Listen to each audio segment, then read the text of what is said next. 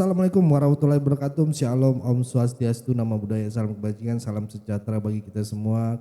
Rahayu rahayu, kembali lagi dengan saya di sini Leonardo Sirait di channel kesayangan kita ini, Sirait Media, opini Bang Leo.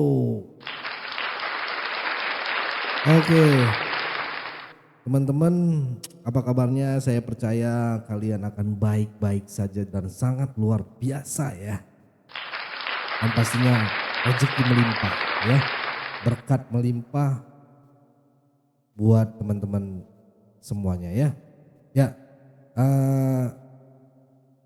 kali ini kita akan tepatnya ngebahas berita panas sambil santai kayak di warung kopi gitu teman-teman ya. Ngopi ya, enak gitu ya. Hari ini kita mau ngomongin tentang seseorang yang katanya pakar telematika. Tapi akhir-akhir ini malah kayak cacing kepanasan. Ya, siapa lagi kalau bukan Roy Suryo. Ya, baru juga dapat laporan polisi. Bung Roy ini langsung goyah, langsung panik. Biasanya kan nyinyirnya di medsos. Sekarang malah ngerengek-ngerengek bahwa dikriminalisasi. Tenang Pak Roy, tenang Pak Roy, ini baru pemanasan, belum main selanjutnya, permainan selanjutnya ya. Jadi gini teman-teman ya. Lucu. Kami berempat ya, saya, Dr. Rismon, Dr. Tifa, dan juga Pak Rizal Fadilah itu akan dituntut dengan pasal 160 KUHP, di mana itu adalah pasal penghasutan ya. Ini benar-benar lucu. Nggak apa-apa ya, kalau pasal yang dulu memang pernah sukses digunakan untuk melakukan kriminalisasi terhadap salah satu ustadz waktu itu sukses. Tapi waktu itu memang ada kekuasaan atau ada rezim yang memang mungkin dilawan oleh beliau ya gitu dan sukses. Tapi sekarang kita buktikan saja nanti apakah Presiden Prabowo masih akan membiarkan anak-anak bangsanya yang kami ini sebenarnya ingin mengungkapkan kejujuran dengan ilmu pengetahuan dan teknologi. Jadi ini pure science ya, untuk membuktikan kepalsuan skripsi dan juga kepalsuan ijazah, kok malah mau dipidanakan dengan pasal penghasutan ya. Jadi kami siap ya berempat untuk menerima tantangan ini, dan terima kasih untuk warga masyarakat ya, baik itu lawyer, profesor, guru besar, sivitas akademika, dan juga masyarakat termasuk ulama yang telah memberikan dukungan kepada kami. Dan sekali lagi, tidak perlu ada sumbangan apapun ya gitu, nanti malah dimanfaatkan oleh orang-orang yang tidak berhak. Kami siap jawab tantangan kalau kami akan dipolisikan ya, atau akan diperkarakan dengan pasal 160 itu, karena itu sebenarnya pasal pengecut ya gitu. Kalau mau gentle, tuntut dengan pencemaran nama baik atau penghinaan, yang dimana Jokowi harus lapor sendiri. Dan ketika dia lapor sendiri, kita adu bukti. Benarkah dia punya ijazah asli? Yang itu kami berempat sudah kemudian memastikan bahwa ijazah yang selama ini dipublikasikan ya, yang itu oleh kader salah satu partai itu juga dipublish dengan tulisan asli, itu memang asli atau palsu. Jadi kami siap, kita tunggu di persidangan yang jujur, yang equality before the law, dan tidak ada kriminalisasi. Kasusnya simple ya. Roy Suryo dan teman-temannya itu lagi megap-megap teman-teman. Setelah laporan mereka ke Bareskrim diproses gitu ya. Nah, begitu tahu laporannya diproses serius gitu ya, mereka langsung putar haluan teman-teman. Bukannya klarifikasi data atau bukti, malah teriak-teriak. Kami korban kriminalisasi, kami pejuang kebenaran. Serius? Mana begitu? Padahal yang dipermasalahkan itu jelas fitnah publik. Ini bukan soal kebebasan akademik, bukan soal kritik ilmiah. Ini soal goreng isu, bikin hoax, manipulasi opini. Bedain ya. Kritik berbasis data sama fitnah murahan itu beda jauh. Kayak langit dan bumi. Ya. Lebih kocaknya lagi ya. Roy Suryo sempat bawa-bawa nama Pak Prabowo segala. Ya. Seolah-olah Pak Prabowo bakal jadi pelindungnya gitu ya. Pak Prabowo mah orangnya lurus-lurus aja bro. Kalau salah ya disikat. Mau siapapun itu ya. Mau Roy, mau siapapun itu. Pokoknya kalau melanggar hukum ya siap-siap tanggung jawab. Ya. Ini bukan kriminalisasi. Ini penegakan hukum. Ya. Bukan bungkam kritik gitu ya. Ini bersihin ruang publik dari sampah hoax. Ya. Dan gaya playing victim kayak begini tuh udah basi banget. Masyarakat sekarang udah makin pinter bos. Udah tahu mana kritik sehat, mana fitnah bumbu mecin doang. Kalau berani nuduh orang, apalagi nuduh presiden soal ijazah palsu ya siapin buktinya dong. Ya, kalau bener ya gaskan ke pengadilan. Gaskan. Kalau malah keluar-keluar di media itu tandanya apa? Tandanya takut. Takut kebusukannya kebongkar.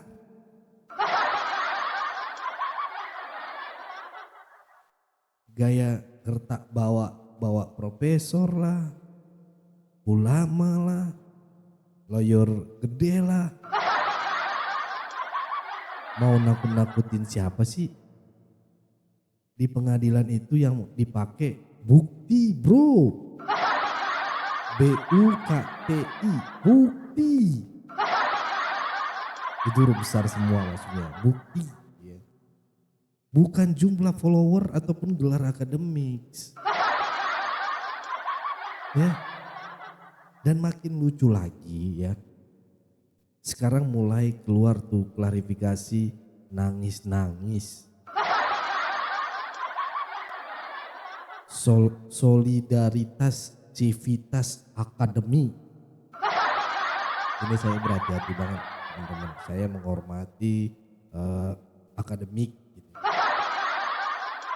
Jadi saya berhati-hati sekali untuk menyebutkannya. Ya. Ternyata polanya sama semua. Ya. Pas sadar bakal diproses hukum, langsung playing victim. Ya, tuduh pemerintah otoriter. Minta kasihan publik. Ya, buset dah. Drama lama yang udah basi diulang terus nih. Ya. Bahkan para pendukungnya pun udah pada males teman-teman. Karena takut tapi malu. Malu mendukung orang yang kalau kepepet langsung mewek. Ada beberapa pendukung mereka itu yang hubungi saya dan akhirnya menceritakan sebagainya dan akhirnya saya paham. Ya, saya tahu posisi Bapak. Ya, nggak apa-apa Pak, nggak apa-apa malu. Yang penting jangan masuk menjadi TSK. Ya, mending jujur aja. Akhirnya ya udah menghindar gitu ya rekan-rekannya, gitu ya teman-teman ya.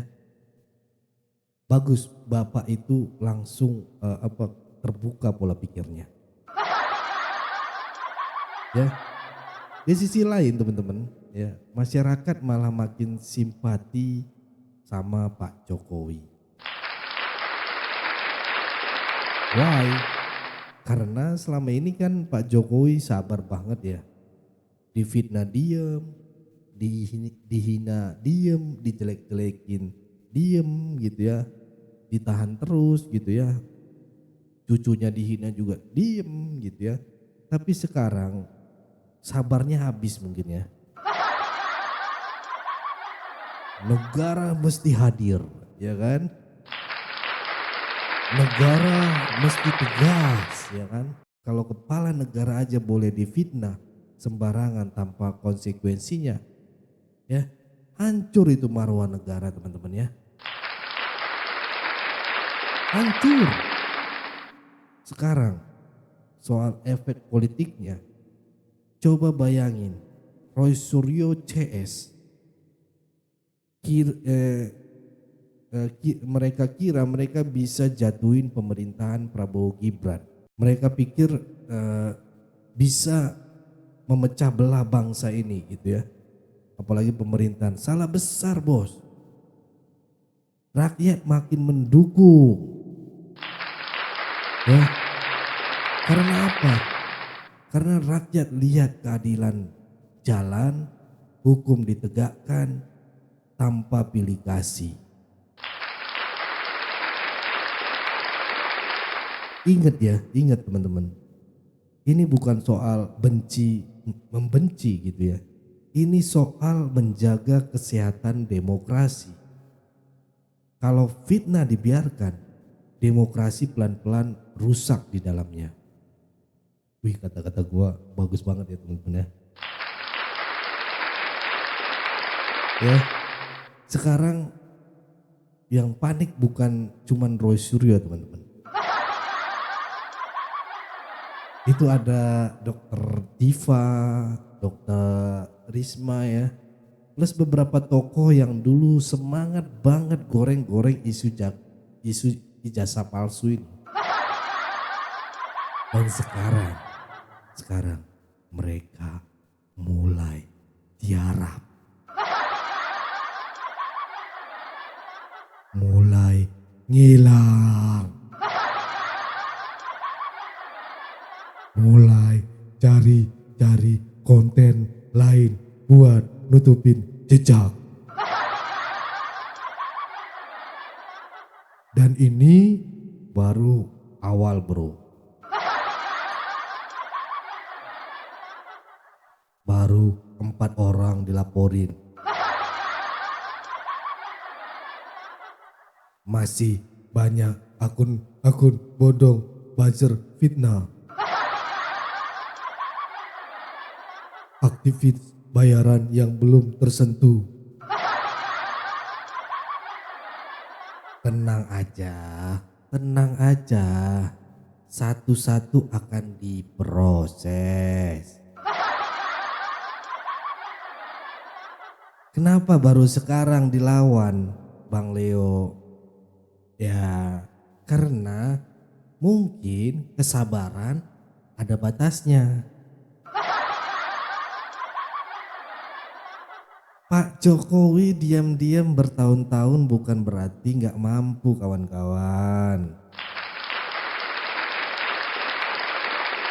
Tapi begitu hukum bergerak ya, bergeraknya terukur. Dan ya siap-siap saja.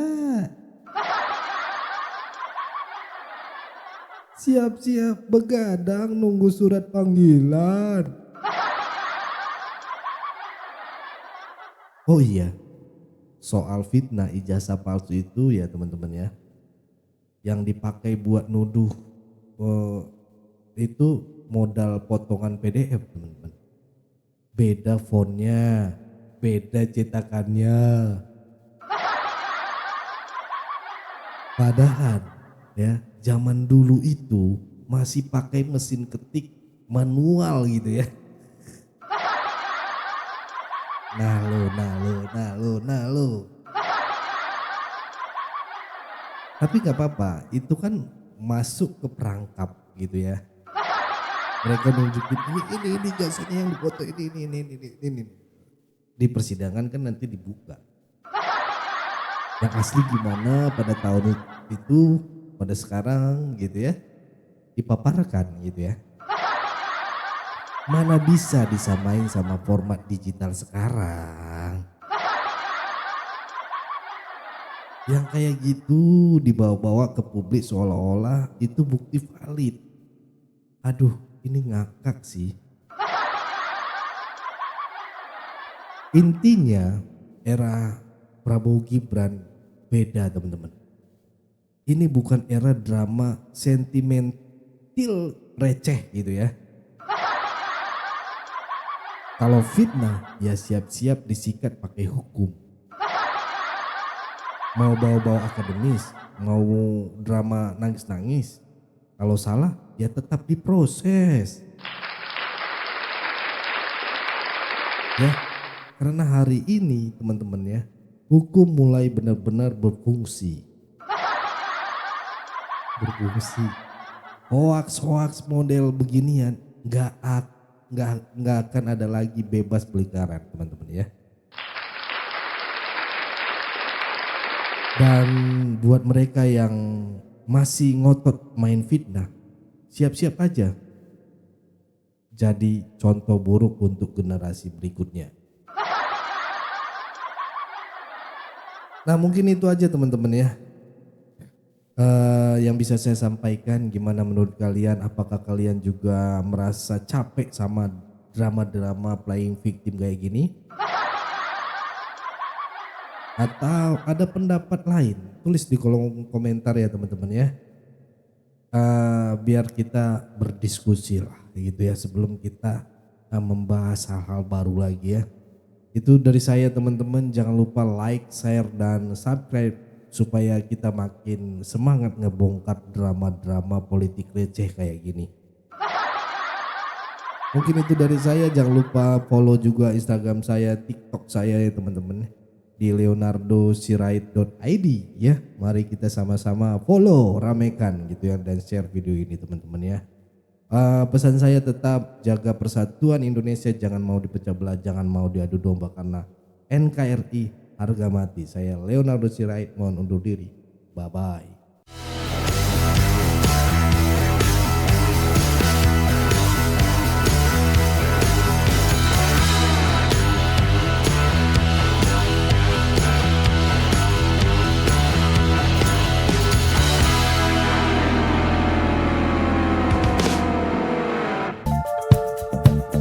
Kawan-kawan yang mau mendukung Sirait Media, boleh melalui rekening ini dan bisa melalui Kris Mobile Banking ini.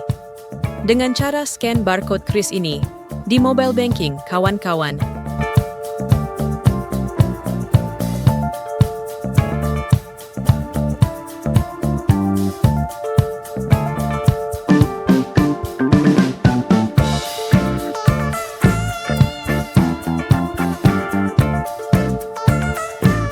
Dan jangan lupa juga mendukung pelayanan di yayasan kami melalui rekening ini dan bisa melalui Kris Mobile Banking ini. Dengan cara scan barcode Kris ini di mobile banking, kawan-kawan. Berapapun itu sangat berguna bagi pelayanan kami. Mari terus kita suarakan suara rakyat jelata dan terus berdampak bagi Indonesia. Terima kasih.